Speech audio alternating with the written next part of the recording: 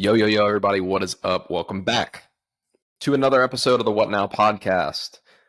Hopefully on video, on YouTube, if you're watching this.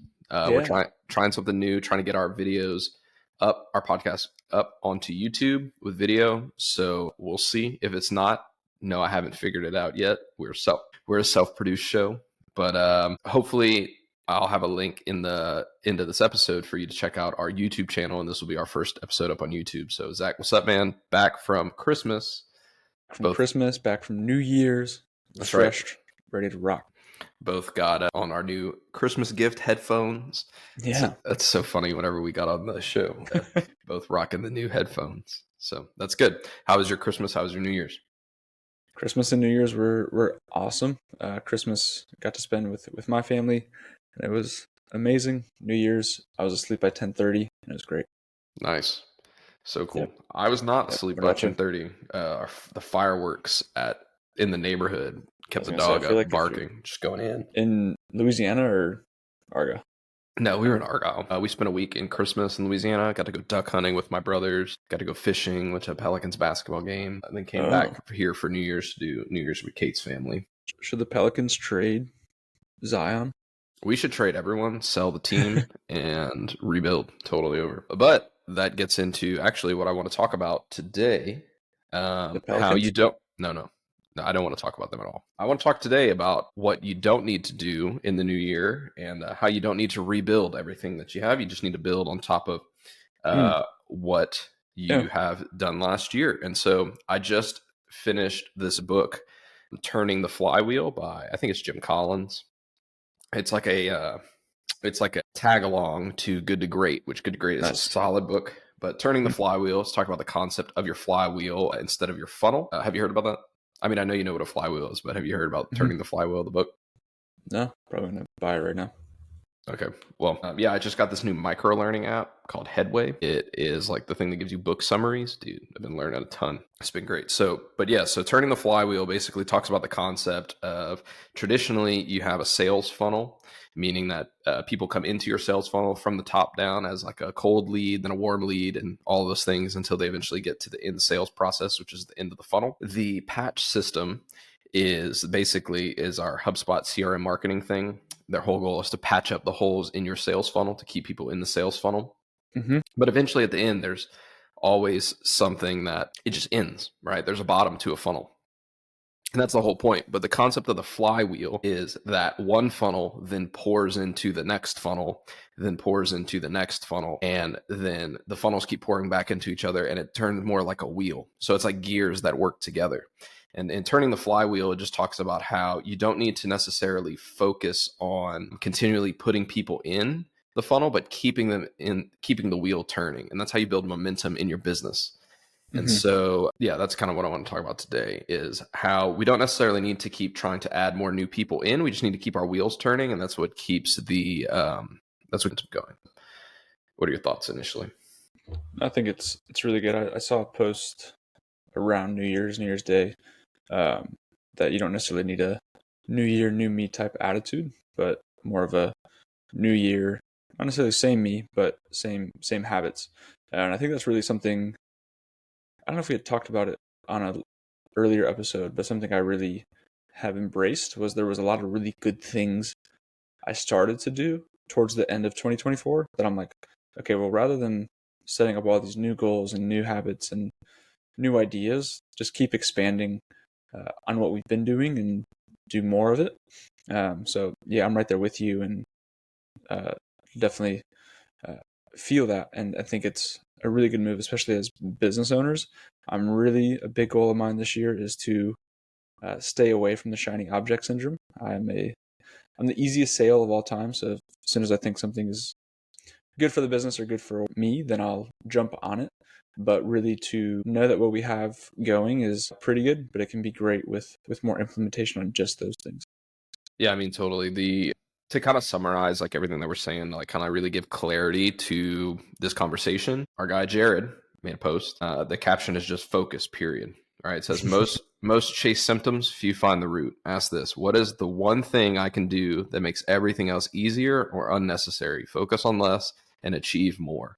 And so, I mean, that's what I kind of, going into this new year is just focusing on the things that are doing literally, you don't have to reinvent the wheel, right? So whether you know it or not, you have this flywheel in your business. You might not have defined all the parts, but you do have all these parts that are working together. And in 2025, you don't have to reinvent your business. You don't have to reinvent the wheel. You just have to continually build the spokes on it and keep it turning. And that's how you'll build momentum.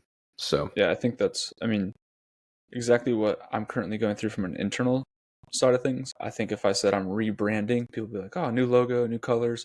But for me, it's taking our already proven product that gets great results and really refining it for better internal messaging, so that it's better communicated as a staff, to our patients, and from our patients to their friends and family, and to really build upon that. And I think being a nervous system focused office, I think in general, a lot of chiropractors can get in trouble with how complicated we make our messaging. And so really, one, who's our ideal clientele? And then how do we want to speak to them in a clear and concise way is one of my biggest things that I'm doing right now. So really taking those spokes that are already on the wheel, and maybe they're just like your typical alloy metal, making them more carbon fiber, so they're more streamlined and lighter and more impactful. Yeah, make them more efficient. So let's go ahead and actually just define like what those are for us. I think that a lot of people can like really get too nitty gritty into like and make it way too complicated. And so what I did was, if you guys aren't using Callan's AI for Chiropractors course, you are working way too hard. So what I did is I told Claude all about my business, and I took this book and I uploaded it into Claude, and I told it, okay, hey, tell me what the flywheel for my business is. So I'm going to read that to you guys right now, and then we'll talk about each different spoke from each of our perspectives, if that's cool for you. Sweet. All right, let me go and find it. All right, so here it is. Help me create a set of flywheels and business processes that are specific to my business for pediatric chiropractic office, using the knowledge that you have from the book that I just gave you. So Claude says, I'll help you create a comprehensive flywheel system that's specifically designed for Empower Chiropractic based on your documents and EOS business principles. So here it is. All right, spoke number 1, which I think this is like the quintessential, like most important thing that we all need to talk about that gets super neglected and we take for granted. But number 1, spoke 1, attract high value families / customers. Like, dude, that's, I think, the biggest thing that really holds a lot of chiropractors back is we try to help too many of the wrong people. You don't have enough ideal clients in your practice. So Zach, what are you doing? Just like you were talking about, what are you doing to try to narrow down in and get more ideal clients in your practice? I think a big thing is, for us, is really refining our phone call. And so rather than trying to like beg someone that wants to use their insurance or is just looking for a pop, being totally okay with like, hey, we're probably not the right fit for you, and here's a better spot. So that's a big thing. I think we have a very good sales process. So I was like, well, if we can get them in, then they'll start care, and that's great for revenue. But those people typically fall off, have not a top level experience. And so really the phone call, and then also our messaging as well. So what we're putting out on socials, our websites, and then our email. So I've trained Claude how to craft emails through a few specific voices, Tim Ferriss and Alex Hormozy being two of the more prominent ones, as well as Mark Sisson. All three typically, what's the word I'm looking for? Resonate more with your 35 to 55-year-old male, which is part of our ideal clientele. So that's why I chose those three. And so Claude will write my weekly newsletter with our story branding metrics to then craft that message. And we typically get 2 to 3 new patients from our weekly emails. Oh, really, dude? That's good. Yeah, I think it's funny just listening to all the things that you're saying, because our businesses are totally opposite. And so all of the things that you're saying, so those are the people that I want to avoid. Like the professional males with back pain. That's like my not ideal client. Yeah. And mine is like crunchy moms that think they have all the answers. Yeah, see, dude, that's like our exact people. Like I was literally like, dude, I did day 1 yesterday, and this guy's really cool. But he is 43. He works in corporate banking. He drives an hour to Dallas to work. He doesn't have any kids. He doesn't work out. And I was sitting there the whole time and like, this guy's really nice. And like, we're getting along and we're doing all these things. But I'm thinking, I was like, how did you end up in these doors? And And I asked him, I said, hey man, I just wanted to ask, like, because he had said, like, oh yeah, I called a couple other chiropractic offices, and I called a couple chiropractic offices, and I chose this, like, yeah, this I just chose to schedule here. And I said, well, what made you want to schedule here? And he said, well, your website just seemed like you guys had the most knowledge. Like you seemed like you could help with the most things. You had the best Google reviews, and whenever I talked to the girl on the phone, she had the most information to give me. And so I think that's like one of the most important things. Like people like really want to feel like they're in the right place. And even though we only cater our messaging to moms, kids, babies, and pregnant women, people like still are calling in to come into our office because we have the clearest message. And so I was like, man, like I wish that Zach was here. I wish that Zach's office was here, because I like this is the kind of he's the kind of guy I would be like, nah, you need to go see Zach.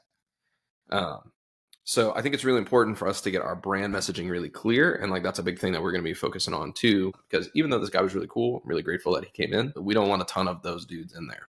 Yeah, that's something I've been kind of back and forth with Jeremy Patch, is how do we position ourselves as the guide? And I think that's another big proponent, again, a lot coming from Donald Miller. But how are we positioning ourselves as the guide that's been there, done that, and has the ability to not necessarily be like the savior, but to guide our patients and our ideal clients to the right destination. And I think that's something that's been missing on our website. So it's been a big piece that I've been working on. And now I just need my website developer to start implementing some of the copy, if you will, that we're putting in. So yeah, Donald Miller has a new StoryBrand AI software that's coming out. That's gonna be pretty sweet. I'm excited for that. January 14th, I think that comes out. But I actually was looking at your website this morning. How are you positioning yourself as the guide? dude, well, I just I built a StoryBrand AI Claude before I knew, and so I rewrote our whole website copy this past over the holidays. I don't know if you noticed that, but No. That's okay. I don't check that very often. I wouldn't expect that you'd be checking our website. But yeah, I mean, basically, one of the biggest things, see, let me just pull it up, bro. Let's see, empowerchirotx.com. Yeah, I mean, basically, this is it, right? So one, position the guide is just like putting that tagline out there to let people know if they're in the right place. So our website, if you want to take a look at it, it just says live and heal naturally, experts in nervous system, chiropractic care for kids, moms, and families. And I have our friend Morgan and her baby. It's like one of the cutest pictures I've taken in the office on the very front. And so it's just right away our pictures of our ideal client.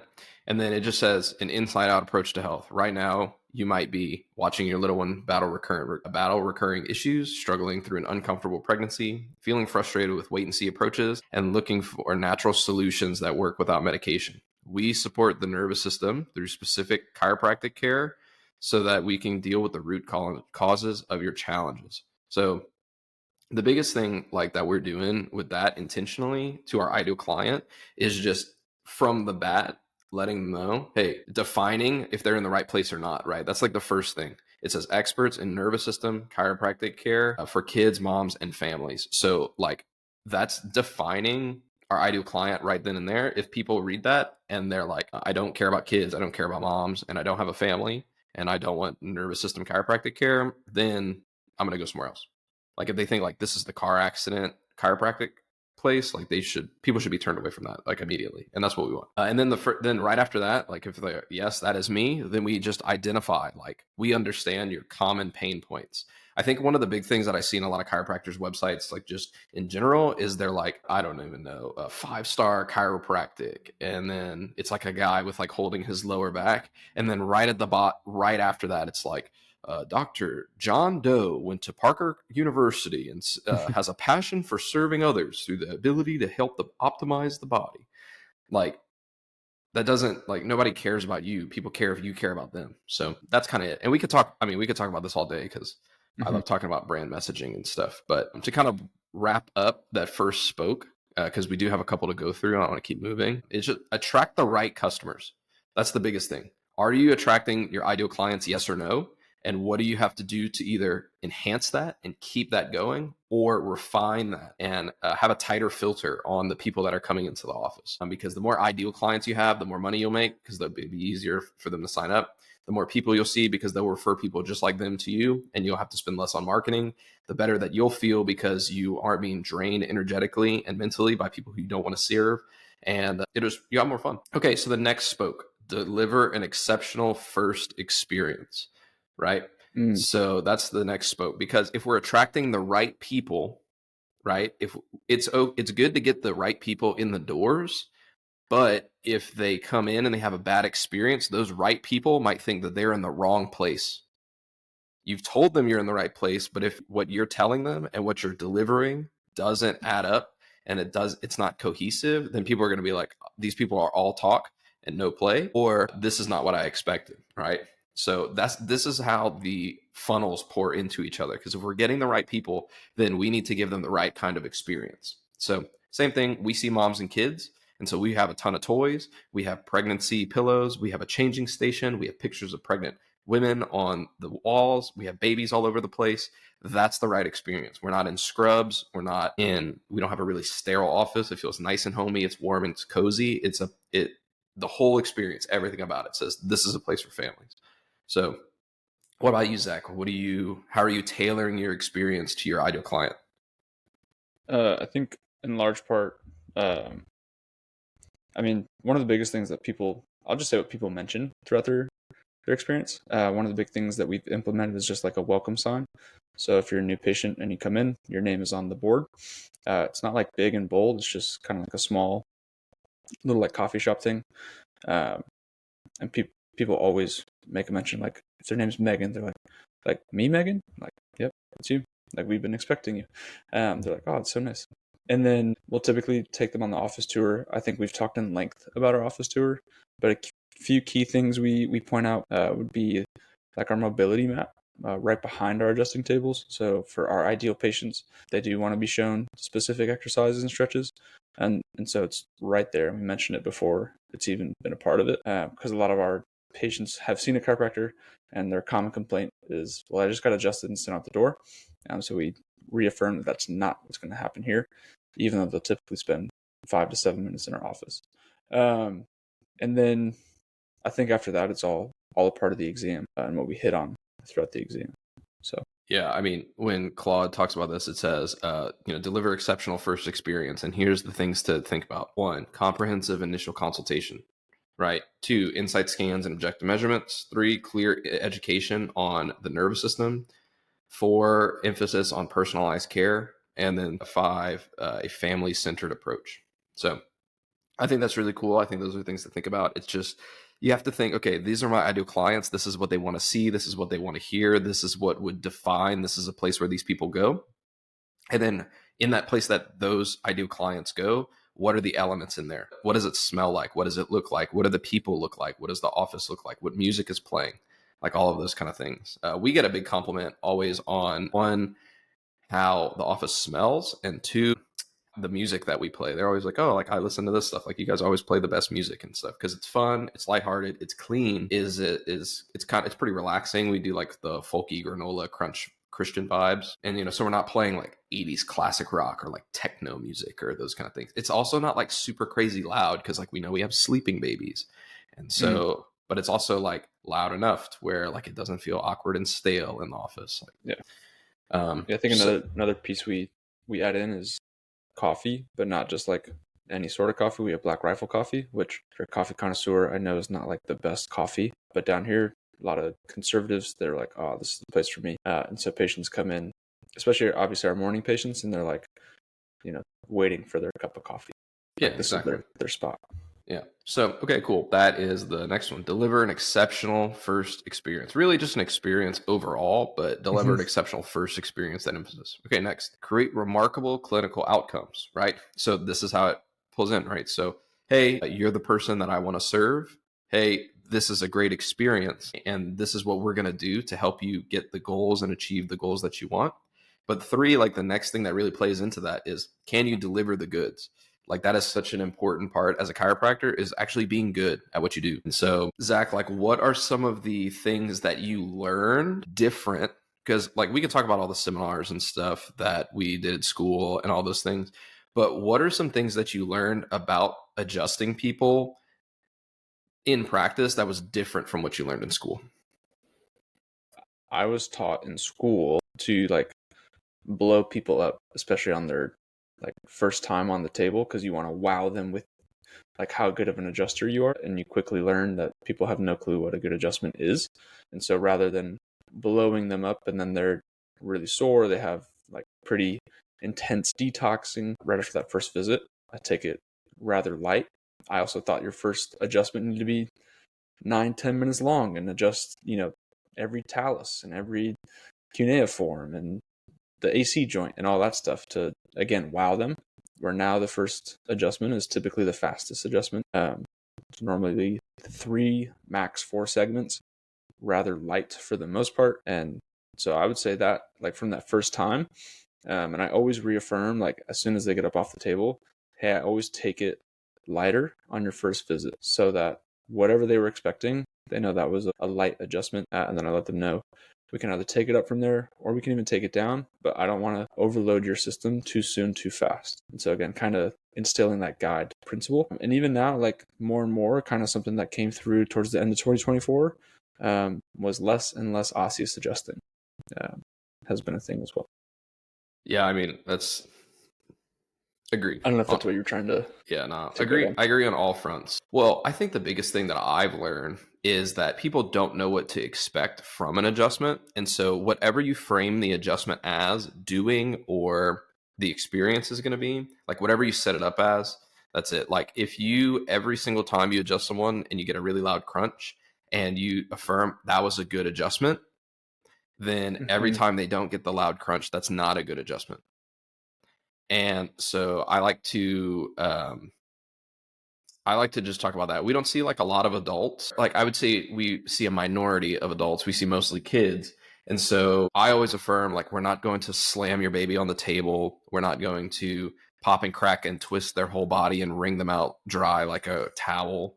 Are Our you like in the last 2 years that you've been open? Are you still amazed that people like when I tell people my wife adjusts babies, they're like how you adjust me? I'm like, what? Like, are you some still amazed that people have that kind of thought? some I would say that it's mostly the dads that think that, but I think that we never really have parents, or we never really have moms that are like amazed by it because we've pre-framed enough and we've given them enough education that they're expecting it to be very subtle and very gentle.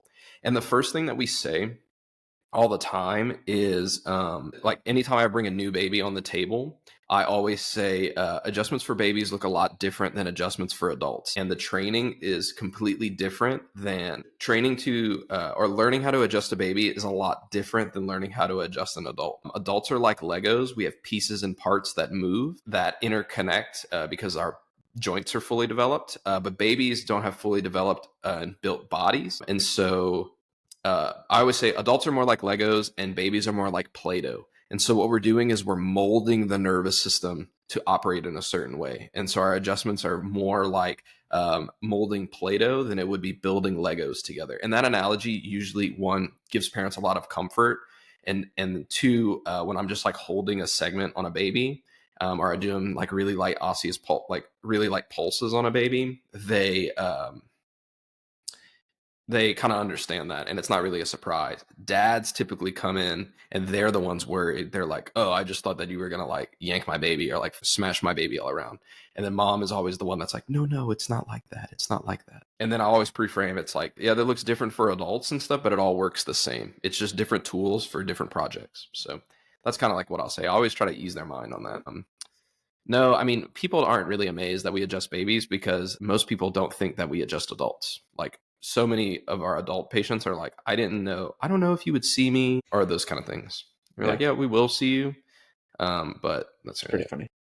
Well, okay, so next. But yeah, I totally agree. It's you I don't think have that to light people up. I think something I just realized for our HubSpot kind of drip sequence is for that. Right now we do the full spine adjustment on day 2, but that that day 2 prep email should almost be like, what to expect from your adjustment email. So I need to go in and take a look at that. Yeah, and this is the thing is like a lot of these conversations that we're talking about having, I have over email. And so people, and then like you can track how many people do it. A lot of people read, especially like our first batch of emails on like what to expect when they come in, because there's all that anticipation. And what's really cool is like with Patch, like they do a really good job of helping you keep your new customers engaged. So it increases that conversion rate because people already know what to expect. And it's always really nice when you don't have to put on this big show for your day one, where you can just really sit down, be present with that person, and give them just a quality visit. And you don't have to do all this like education and like break down all these barriers of knowledge for them, because they've already gotten in HubSpot. So we do a lot of like really small bits and pieces of education around those first visits. So a lot of times when we're like, yeah, and this is our inflammation scan, they're like, oh yeah, I read about that, or those kind of things. And so like, oh, and this Nice. one rolls up my baby. And we're like, yeah, totally. So that's nice. Okay, next spoke in the wheel. So first one, just to backtrack so everybody can follow, attract high value customers, attract the right customers, deliver an exceptional first experience, deliver remarkable clinical outcomes. Number 4, build long-term relationships.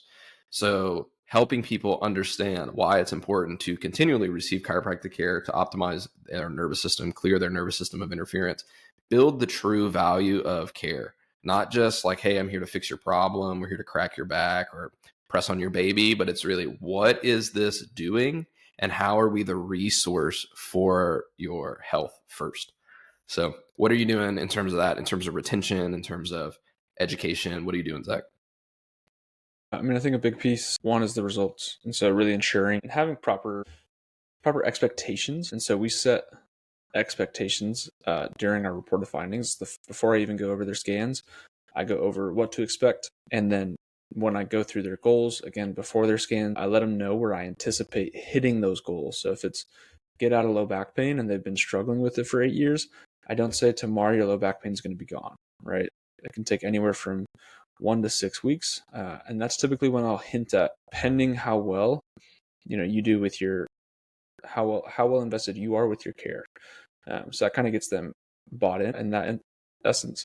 And I'll really only say that if I already think they're bought in, just to kind of build that up a little bit more. And then, we go through the scans, and then we go back through the rescans. I think we've talked about that quite a bit. The Loom videos being the progress report videos. And then other things is, with SCED, something we're looking to optimize with SCED, but I'll, finish with some patients, and then maybe I thought of, hey, this would be a good, mobility flow for this patient to go through. I'll send them a quick YouTube link. I say, hey, I think this would be really good for you. Or, hey, we talked about, I do recommend pillows now after having a great pillow experience. So people are like, do you recommend a pillow? I'll text that over to them. And so something I'm trying to be a lot better at is getting those texts out to people during the end of a shift, rather than they come back 3 days later and say, hey, I never got that video. Like, crap, so that's a big thing I'm working on there.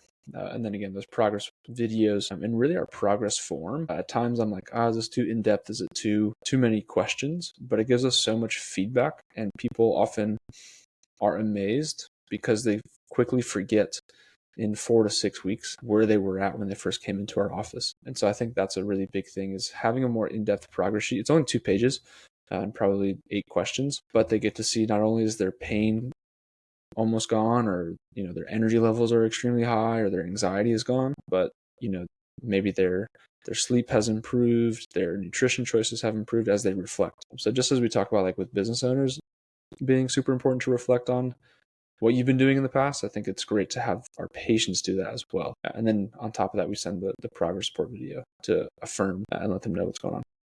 Yeah, I mean, I think in terms of building relationships for us, I mean, the first thing is we want people to feel like we're their friends, which, I mean, they should know that we're their friends and we're invested in them individually. And so what we do is, like, in the first couple emails, I always sign the emails Dr. Spencer. Or when I first text them, hey, how blah, blah, blah, blah, blah, I always sign Dr. Spencer. But once we've met them 3 or 4 times, I stop signing Dr. Spencer and I just sign Spencer, because I feel like that, like, one, it gives it more casual and stuff, and it makes it more open, just that like small little mark. And then two, I let them know that the office phone goes straight to my cell phone so that they can, hey, if you need me individually at any point in time, you have my personal email and you have my, you have a number that can get to me on my cell phone. And so that just is nice because it's like, oh, wow, like I can actually do it. But then when they text, like actually respond. Like, don't just like wait and stuff. Be like, oh, hey, I saw your text. But it's like actually just text them back. And like a lot of people, and like soon, you don't always have to be there, but people really like it when they know that when they do have a question, they can actually reach you. And a lot of times people respect that boundary because they're like, wow, dang, you always text back. Like you must text everybody back like this. And so like, I actually won't text you like a bunch of like random stuff because I know that you actually will respond and you do take the time to look at it. And so I feel like that actually creates more respect and more of a boundary around like reaching out to us all the time because we are so available. And then two, yeah, it's like remembering like those little things and actually like, dude, just putting your money where your mouth is. Like when you say like, hey, I'm going to send you like a prenatal and stuff like that, just reminds me, I got to send this one mom a probiotic that she asked me to do. Also reminded to send a video.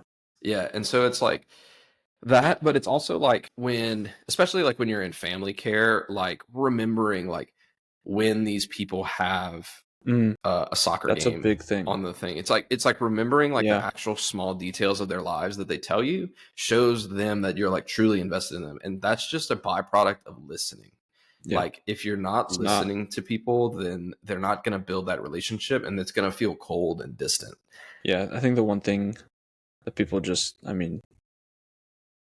you hear from people's like, oh, like I just don't know how you remember that kind of stuff. I have such a bad memory. And I'm like, bruh, I've had 5 concussions. My memory is crap. I can't tell you what Morgan told me to do a day ago, which I can because I listened to her. But a lot of it comes from listening. And I think even you being able to do that, you're seeing, 250, 300 people a week at this point. Like, it's just taking mental notes, especially if you're seeing people 2 to 3 times a week. Taking those mental notes, and then even if you get, like for me, sometimes I'll get it like slightly wrong, or I'm a week late. Like if they went to a football game, or if their kid had a recital, maybe I don't ask them next day, but I know I'm going to see them again, and then I'm like, okay, I need to remember to ask them about such and such. Yeah, well, I mean, it's just like like, dude, it's just like calling people by name. Like whenever you meet them for the first time, like especially for us, right? Like the baby is the one that's under care and mom is not. And so like the baby's name, but it's hard to remember the mom's name because you're like, this patient is this patient is this patient's name, this patient's name. But you don't remember the mom. Or then what's really cool is when mom mentions her husband and you say, oh, what's your husband's name and what does he do? And then he comes in the first time with the baby and you know the baby and you're like, oh, hey, Dan, did you just get back from a flight? Because Dan is a pilot, right? And he's like, oh, yeah, like, how'd you know? It's like, oh, well, your wife told me, like, you were a pilot, your name's Dan and stuff. But I'm just glad to put a name to like a face to the name, And he's like, wow, that's like really nice. Like, you never met me. I've never talked to you. I've never put my information down and stuff. But you know that. It shows that we pay attention, that we care. So building long lasting relationships. And then like with that casualness and with that open and accessibility, you should be delivering value to these people as their chiropractor, not as their friend. Like you should be their go-to person for, hey, I need this. Hey, I need that. Hey, I need this. Like, dude, this is one lady that sends us like her daughter's like gut microbiome labs. And like, she knows that like we don't do medicine, we don't do labs, but she's like, I wanted your opinion first before I talk to anybody else because I trust you guys the most. And like, that's the position which we're trying to be in. Okay, so we had attract the right customers, deliver an exceptional experience, get great outcomes, build relationships, and then right here, generate referrals and growth, right? And so when you have good relationships, those people then will refer their friends to you, right? Because that's how it is. Like if people know, like, and trust you and you give them value, they should be like, oh, the people in my life, this is so valuable that everybody should be getting it. Like, how many of you guys have signed up for Patch because I was like, dude, I've had a great experience with them, right? And it's because I truly believe that they really are a good tool to use and it really is beneficial in your practice. Like, I don't get affiliates for them, which Jeremy, if you're listening, cash me out, bro. Like, I really do truly believe that it is a valuable tool for everyone to use in their practice. So I tell you about it, right? Just because I like it. Same thing Mm-hmm. with the clothes that I wear or the foods that I eat or those places. It's because I truly care and I want you to experience the same things that I'm experiencing. Mm-hmm. So I think that just goes without saying. Like that's how you develop a referral based practice is by not by asking for more referrals. It's by taking care of your people in such a way that they feel like everyone needs to see you. I think that like referrals get like a bad rap sometimes, like or quote a referral based practice. They're like, just ask for more referrals and your patients will do it. It's like I feel like yes, that is true. Like if you're not letting people let it be known that you're willing to see their friends, Mm-hmm. but at the same time, by the way that you are, the way that you be in your practice, people should know like, oh my, they can help my friends, they can help my sister, they can help my other child. Those things. Yep. I think that's one thing. So we recently changed our progress exam sheet. And so on our progress exams for a long time, it would say like, if you've had a good experience, do you mind writing down 3 people that you'd want to refer into our office? And we had that on both the first and the last progress sheet. And I realized I was like so blunt and like, hey, send us business. And I'm like, I just didn't like it. It often wouldn't get filled in anyways. And typically it'd be like the spouse if they didn't put someone in. Yeah. And so we just got rid of that. And instead, thanks to Gabrielle and the wealthy practitioner group, now we just ask like, has your friends and family noticed any change or difference? And then what have people said about what they've noticed? And so that way kind of, again, just lets them brag about themselves. All right. Back in action. We, anyway, Zach and I live in the same type of house, and we just hired a house cleaner. So I didn't know that they were coming, and Nola freaked out. So sorry about that, guys. But so yeah, I mean, generating referrals and growth, like I was saying, I think that it's like super important that really you should just do such a good job that people say, hey, you should use them. I mean, really, just like my housekeeper, I was like, oh yeah, Zach, you should use our housekeeper because she's really good because she really does do a good job. She has the right values, and we trust her a lot. So and she never asked, like, hey, do you know anybody else's house that I could clean? It's like, I just tell her that, right? So, and then she followed back up on that referral, which for me just builds a lot of stuff. Like, there was this other lady that we were like, hey, you should get her to clean your house. And she just told me, she's like, oh, yeah, we're still cleaning this other lady's house. She's like, she can't, we did one clean for her initially. And she's like, wow, you did such a good job. I would like for you to just keep coming every month. So anyway, the next part of your flywheel. So just to kind of recap again, attract the right customers, deliver a good experience, create great clinical outcomes, build long-term relationships that generate referrals. And then now you reinvest in your practice excellence. So that's like developing your team, developing your experience, enhance your experience, expand your offerings or your specialties, and just reinvest in yourself, right? So all this stuff generates you business. That business then should be, that profit from your business should then be reinvested back into that flywheel to keep it spinning. So what are some of the things, Zach, that you're doing in this next year to kind of enhance your experience and all that? I think a big thing kind of already alluded to is how we would send like YouTube videos and it would be other people. I just need to record because I send quite a few of the same ones. So really just recording myself doing those. And then we're doubling down, not doubling down, but we're really embracing our wine and wellness events. And when I first started doing them last year, I had 2 guest speakers. And then I did like my own movement workshop where I'm realizing now people kind of want to hear from me and like their chiropractor. It's pretty cool. They liked having the guest speakers, but some of the feedback was, you have so much to share. We would love to hear from you. So I'm going to be doing 1 or 2, and then that third wine and wellness event each quarter will be like a breathwork and movement workshop because we did that in December and people loved it. And then some other things. That's really it. And then some like guides, I guess, or like free tangible stuff to give out. I feel like our experience is great from like what the feedback we get often. Now it's just kind of continuing that and refining it in small, minute ways that I can't necessarily think of on the spot. Yeah, I mean, that's the thing is like, I think that, I mean, that's what we're doing too, pretty much. More events, more resources, more freebies, more stuff like that to reinvest back into people, which then that attracts more new customers. And that's how the flywheel works. And I think one that's like super important is like, we got to keep things basic, right? A bigger wheel. So a wheel with more spokes does not create more force. a bigger wheel creates more force. So you don't need to add more spokes. You just need to make the wheel bigger. Think like little bicycle tire, right? If I add more spokes on the little bicycle tire, it doesn't push anything harder. But if I turn that bicycle tire into a tractor tire, then now you have a monster truck, right? So Hot Wheels car, right? You can have the nicest wheels on the Hot Wheel car, or you can have 100 wheels on a Hot Wheel car, but it's not as powerful as a monster truck. So that's how you build your practice bigger, is not necessarily by adding more things to your flywheel, but making your flywheel bigger, going deeper, enhancing, right? Creating it, making it more powerful. So that's what I got in terms of the flywheel stuff. I thought that was pretty good. What do you think? No, I thought that was great. I like that last point you made. I think there's a lot of chiropractors maybe too early adding in, shockwave or decompression or whatever that might be, because they're one patient who comes once a month and isn't seeing great results is like, if you just had decompression, I think everything would be so great. And you're like, you know what? That's what's going to change our business. So I think that's a really good concept of, it's not necessarily more spokes to the wheel, but more so a bigger and stronger wheel that'll create more force. Yeah, I mean, I think that is like a really, like, chiropractors get really good shiny object syndrome, and like you can have a week where like 6 of your patients are like, "Oh man, I really wish that you had decompression." So then you're like, "I'm gonna go out and buy decompression. It's 300 grand.